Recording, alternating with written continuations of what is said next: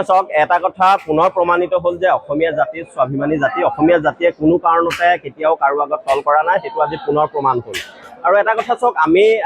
আমাৰ যুঁজখন আচলতে খিলঞ্জীয়া আৰু অখিলঞ্জীয়াক লৈ আছিল আমাৰ যুঁজখন কোনো মাছ ব্যৱসায়ী বা অৰ্থনৈতিক অৱৰোধৰ কাৰণে কৰা সংগ্ৰাম নাছিলে খিলঞ্জীয়াৰ স্বাৰ্থ ৰক্ষাৰ বাবে কৰা যুঁজখনক আচলতে কেইজনমান অখিলঞ্জীয়া নগাঁৱৰ মৎস্য ব্যৱসায়ী যি ধৰণৰ জেহাদ ঘোষণা কৰিছিলে সেইটো সঁচাকৈ দুৰ্ভাগ্যজনক সেইটো আমি বিচৰা নাছিলোঁ কিন্তু উজনি অসমৰ বিভিন্ন দল সংগঠনৰ লগতে শিৱসাগৰৰ দল সংগঠনক যিহেতু প্ৰত্যাহ্বান হিচাপে তেখেতলোকে জনাইছিলে যে উজনিলৈ মাছ নপঠিয়া বিশেষকৈ শিৱসাগৰ যোৰহাট ডিব্ৰুগড়লৈ মাছ নপঠিয়া গতিকে সেই প্ৰত্যাহ্বান আমি শিৱসাগৰৰ দল সংগঠন লগতে শিৱসাগৰৰ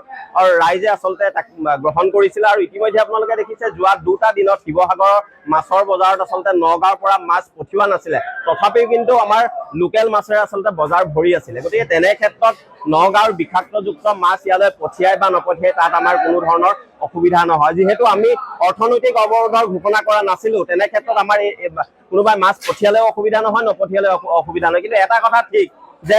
বিষাক্ত মাছ খোৱাতকৈ আচলতে শিৱসাগৰলৈ বা উজনি অসমলৈ তেখেতলোকে মাছ নপঠিয়াটোৱে ভাল আমি চৰকাৰলৈ এটা আহ্বান জনাব বিচাৰিছোঁ যে মীন বিভাগৰ সকলো নীতি নিৰ্দেশনাক জলাঞ্জলি দি একাংশ মৎস্য ব্যৱসায়ীয়ে কি ধৰণে আচলতে এই